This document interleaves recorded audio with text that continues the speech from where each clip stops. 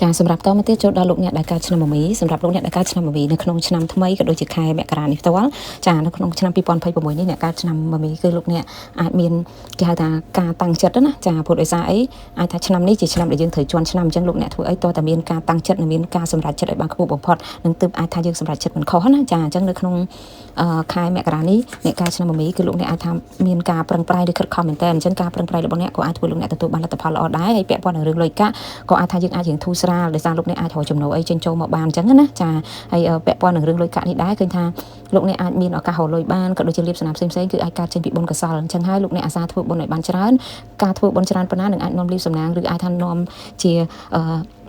លៀបសការៈផ្សេងៗចូលមកឲ្យលោកអ្នកបានអញ្ចឹងណាចាគឺការចេញពីការធ្វើបុណ្យនេះឯងអញ្ចឹងអាសាធ្វើបុណ្យឲ្យបានច្រើនបន្តិចហើយពាក់ព័ន្ធនឹងសុខភាពក៏ឃើញថាសុខភាពរបស់អ្នកអាចនឹងគេហៅថាមានភាពល្អប្រសើរមកវិញដែរចាហើយបើសិនជាបងប្អូនដែលមានជំងឺឈឺស្កាត់អីទេនៅក្នុងខែមករានេះយើងអាចនឹងល្អប្រសើរត្រឡប់មកវិញចាពាក់ព័ន្ធជាមួយរឿងការងារលោកអ្នកដែលមានការងារជាប្រចាំសម្រាប់អ្នកកើតឆ្នាំមមីការងាររបស់លោកអ្នកឃើញថាមួយរយៈនេះអាចមានរឿងឈឺក្បាលច្រើនបន្តិចហើយណាចាពេលខ្លះក៏អាចមានអារម្មណ៍ធុញថប់ចង់ផ្លាស់ប្ដូរការងារចង់ចាក់ចេញពីការងារហ្នឹងក៏អាចនឹងមានដែរចាប៉ុន្តែគាត់ថាលេខរបស់លោកអ្នកឱកាសនេះការចាក់ចេញវាអាចមិនទាន់ជាជំរឿនល្អសម្រាប់យើងទេចាអញ្ចឹងអត់ធ្ងន់បន្តិចសិនណាចាហើយពាក់ព័ន្ធនឹងការរកស៊ីវិញដំណើរការនៃការរកស៊ីគឺមួយរយៈនេះវាអាចថាមិនទាន់ល្អប្រសើរខ្លាំងទេគាត់ថាវាអាចជាង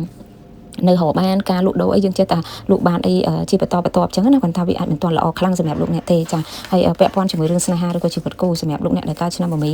សម្រាប់លោកអ្នកដែលមានដៃគូជីវិតគូនៅក្នុងឱកាសនេះគឺត្រូវ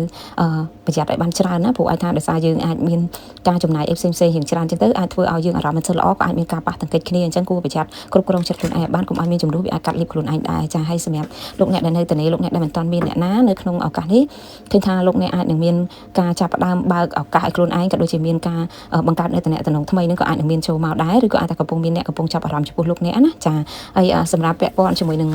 រឿងដែលគួរប្រុងប្រយ័ត្នបំផុតនៅក្នុងឱកាសនេះក៏ដូចជាខែមករានេះផ្ទាល់អ្នកកើតឆ្នាំ